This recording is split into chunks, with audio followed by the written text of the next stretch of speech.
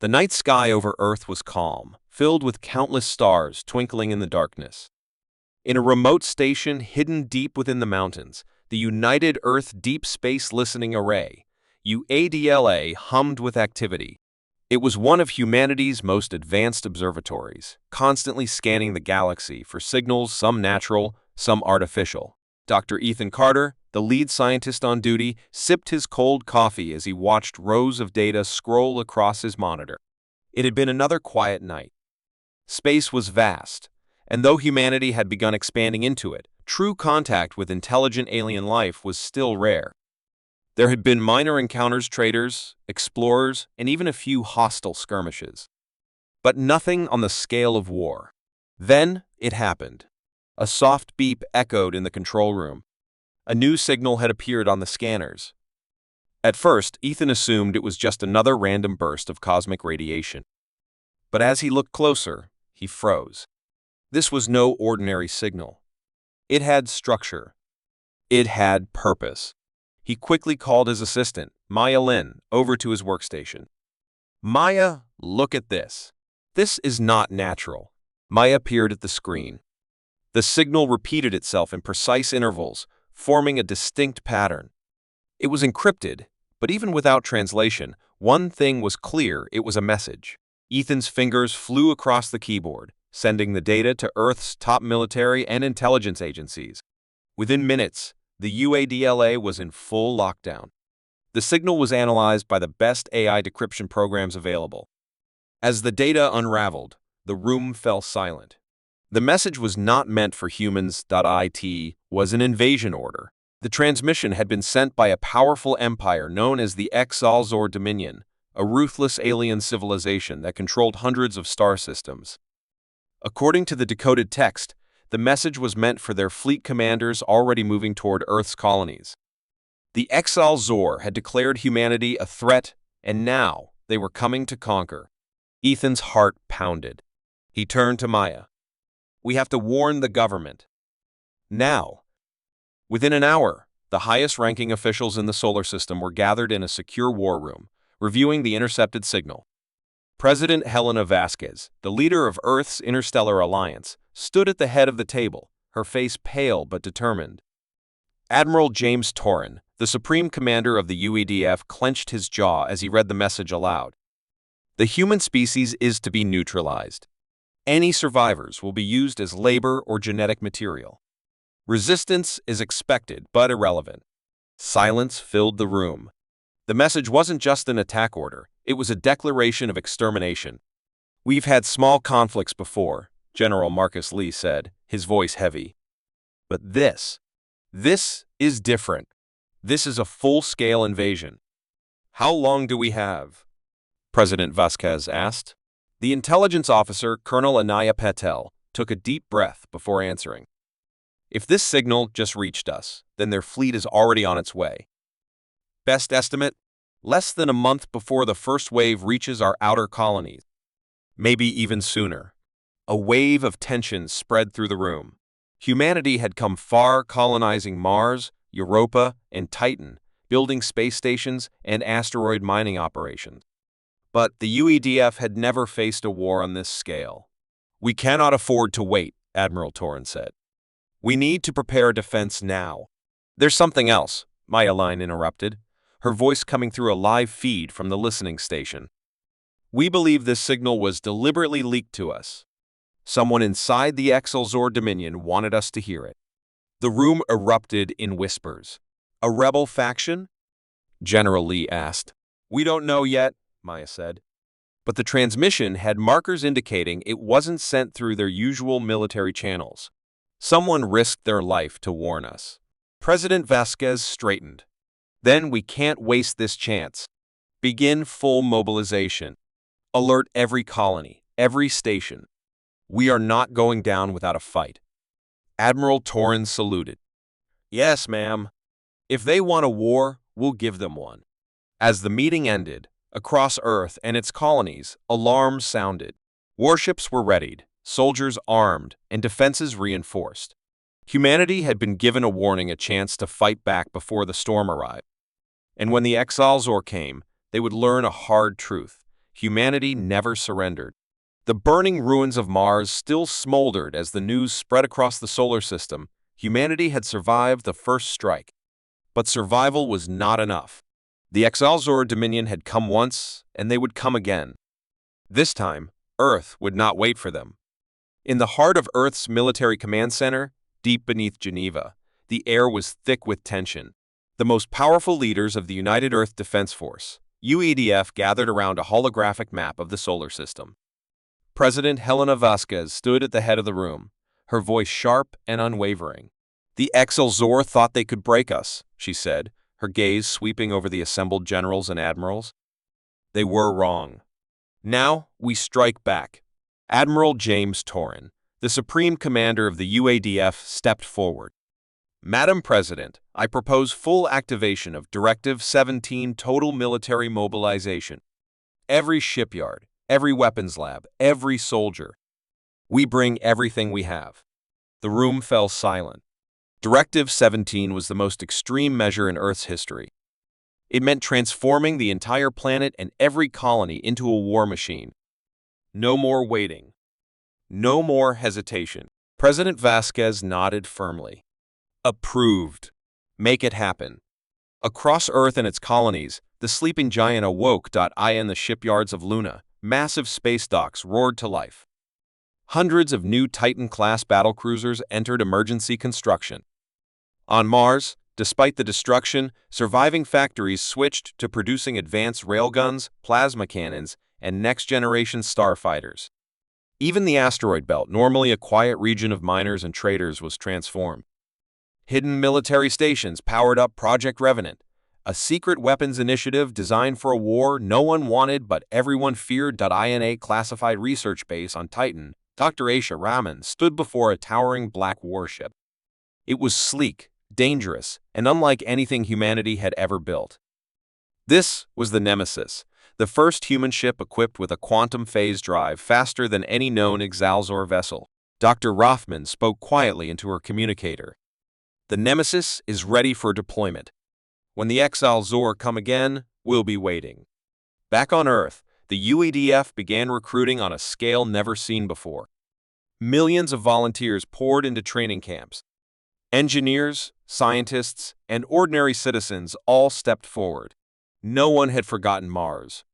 Among the new recruits was Sergeant David Cole, a veteran of the Martian Defense Force. He had lost his entire squad in the first attack, but he wasn't broken. Standing in the cold wind outside the Earth Defense Academy, he watched fresh recruits arriving. "They hit us hard," he muttered. "But now it's our turn." While the factories worked day and night, Earth's intelligence forces were also busy. The mysterious signal, the one that had warned humanity of the invasion, still troubled the UADF's top analysts. Who had sent it? And why? Deep in the orbital intelligence nexus, Commander Alyssa Chen examined the transmission's data once again. She traced its origin to a distant star system on the edge of Exalzor territory. What she found changed everything. "Admiral Torrin," she said, through a secure channel, "we've confirmed the source. It's coming from a rebel faction inside the Exalzor Dominion. They may want to help us." Admiral Torrin raised an eyebrow. "Can they be trusted?" "They're risking their lives to contact us," Alyssa replied. "And if they have inside information, it could turn the tide." After a long pause, Torrin gave the order. "Send a stealth ship. Find them. If they're real, we need every ally we can get." Meanwhile, in the asteroid belt, Captain Malik and the crew of the Vigilant Dawn tested the new battle systems. The small frigate had survived the first battle against impossible odds, and now it was upgraded with the latest UADF technology. Lieutenant Kara Hayes, their lead engineer, adjusted the new pulse disruptor, a weapon designed to exploit the Exalzor shield weakness. "When they come back," she said with a grin, "we'll be ready to punch a hole through their fleet." As the weeks passed, the transformation was unstoppable. Earth's economy shifted entirely to support the war effort. Civilian factories became weapons foundries. Shipping lanes were converted to military supply routes. By the time the Iron Wall defense network was complete, the solar system had become a fortress. Thousands of new warships patrolled the outer colonies. Defense platforms around Earth were equipped with planetary railguns, capable of destroying even the largest Excelsior dreadnought. And at the heart of the fleet stood the USS Titan, Earth's mightiest warship, now accompanied by a new class of Nemesis destroyers designed for deep strikes into enemy space. In the shadows, the Excelsior Dominion prepared for their second invasion. But they had no idea how much humanity had changed. On the bridge of the Titan, Admiral Torrens stared out at the stars. His voice was calm but filled with steel. "They came to break us," he said softly. "Now we break them." The sleeping giant was no longer asleep. Earth was ready. And this time, humanity would strike first. The stars above the solar system shimmered peacefully, but everyone knew that peace was an illusion. Deep beyond Pluto's orbit, hidden UADF satellites detected the first signs of the approaching Excelsior invasion fleet. This time, they were coming in force. In the command center of the USS Titan, Earth's most powerful warship, Admiral James Torrens stood with his hands behind his back. His face was calm, but his heart burned with determination. Across the holographic display, thousands of red markers appeared enemy ships, more than anyone had expected. "They're here," the tactical officer reported. "Salzor fleet approaching the outer perimeter. Estimated time to contact 3 hours." Admiral Torrens' voice was steady. "Alert all stations. Full battle readiness. No one breaks the line." Across the solar system, alarms blared. On Earth, civilians rushed to shelters while anti-orbital cannons turned toward the sky. On Mars, the wounded colony braced itself for another fight. Space stations from Venus to Titan powered up their railguns and missile systems. The fleet itself was a sight to behold. Thousands of UEDF warships, from small strike corvettes to the massive Titan-class battleships, formed defensive lines. They were no longer the fragile defenders from the first attack. This time, humanity was ready. At the edge of the Kuiper Belt, the Excelsior fleet arrived in terrifying numbers. Their massive dreadnoughts, sleek cruisers, and fast-moving strike ships moved in perfect coordination. At the center of their armada was the Oblivion Spear, a massive superweapon capable of destroying entire planets. Inside the lead Excelsior command ship, High Warlord Sarathvos watched the human defenses with cold confidence. To him, humans were stubborn but weak in annoyance to be crushed. "Begin the assault," he ordered. "Leave nothing behind." The battle for Sol began with a thunderous clash. Human battle stations opened fire first. Massive railguns unleashed slugs at near light speed, tearing through the void and slamming into the enemy's front lines. Explosions lit up the blackness as the first wave of Excelsior cruisers shattered. From the USS Titan, Admiral Torrens gave the next order. "Launch all squadrons." Fighter wings surged forward, sleek human starfighters, upgraded with the latest technology. Sergeant David Cole, leading Omega Squadron, weaved through enemy fire. His pulse cannons cut down an enemy interceptor before it could target a damaged UADF frigate. "No more surprises," he growled. "Let's give them a reason to run."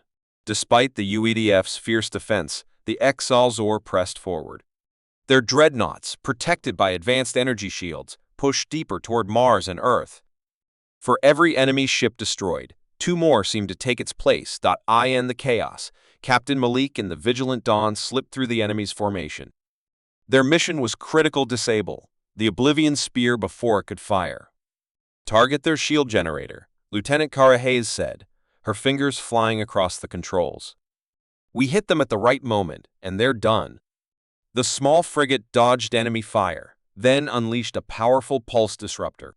For a brief second, the Oblivion Spear's shields flickered. Malik shouted. A barrage of quantum missiles streaked from the Vigilant Dawn, striking the exposed section. The Oblivion Spear trembled under the impact, but it wasn't enough. The superweapon powered up, its core glowing with deadly energy. On Earth, President Helena Vasquez watched the battle unfold through a massive display. Her hands clenched into fists as the Excelsior pushed closer. If the Oblivion Spear fired, everything Earth, Mars, all humanity would be lost. "Admiral Torrens," she said through the secure channel, "you must stop that weapon." "We're on it, Madam President," he replied. Initiating Operation Stormbreaker. The UESS Nemesis, Earth's most advanced destroyer, cloaked itself and vanished from enemy sensors. Its mission was simple: destroy the Oblivion Spear's core. The battle grew fiercer. Mars planetary railguns hammered the invading fleet, tearing through their defenses.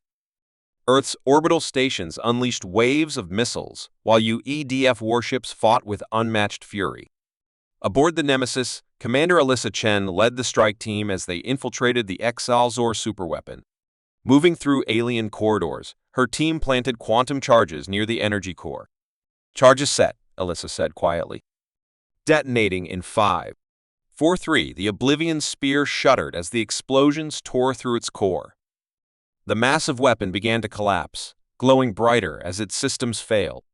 From the bridge of the Titan, Admiral Torin watched with satisfaction as the Oblivion Spear exploded in a brilliant flash.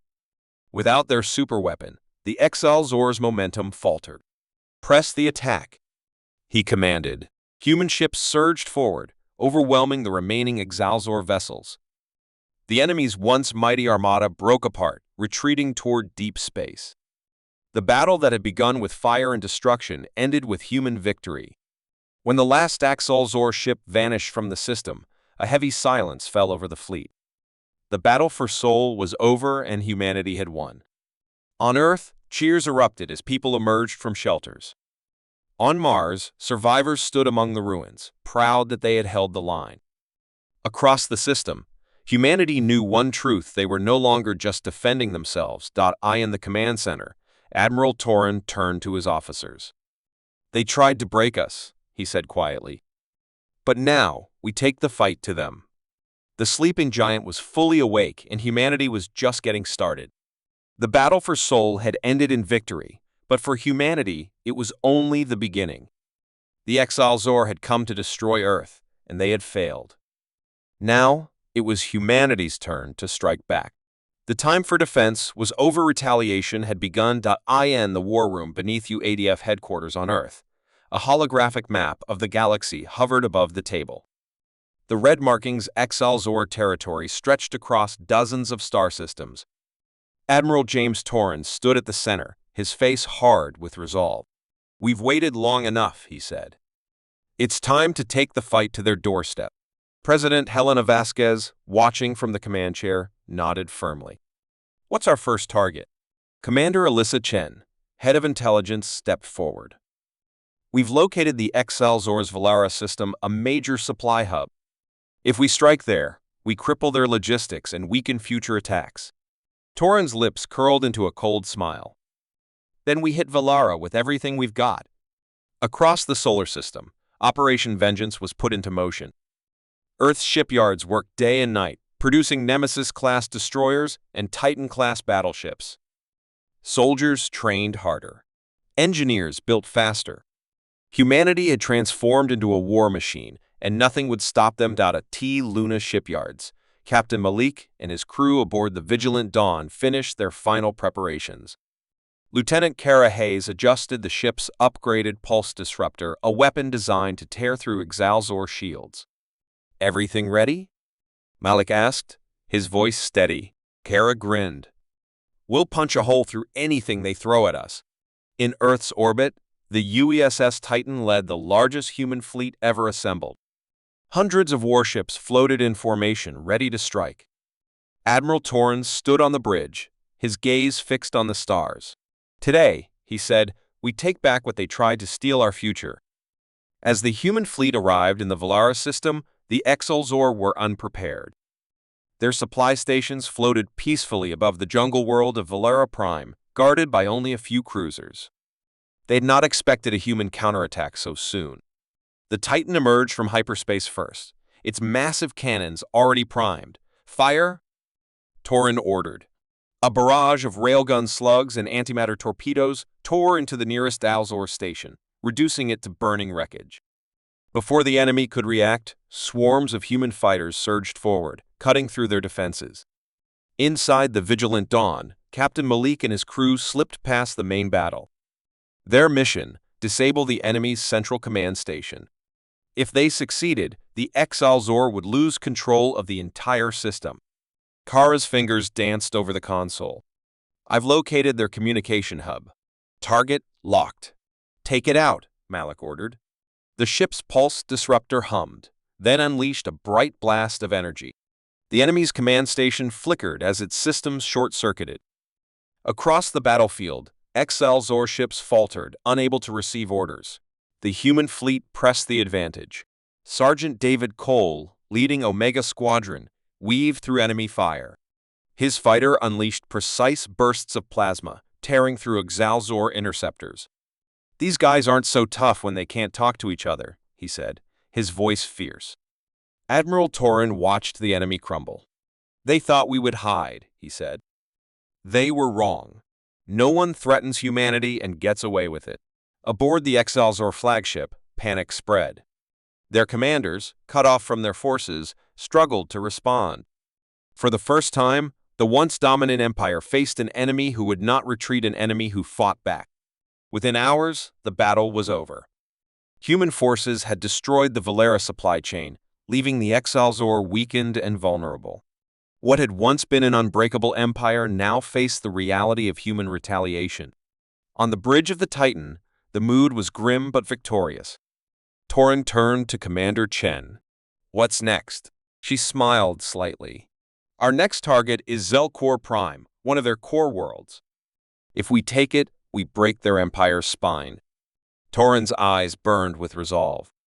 "Then we move immediately. No mercy." As the human fleet returned to Earth for repairs, the message across the galaxy was clear: humanity was no longer on the defensive. The Exalzor's reign of terror was ending, and the people of Earth were leading the charge. I enter office. President Vasquez delivered a message to every colony, every soldier, and every citizen: they came to destroy us. They failed. Now, we rise, and we will not stop until the Exalzor threat is no more. The age of retaliation had begun, and humanity would not rest until the galaxy was free.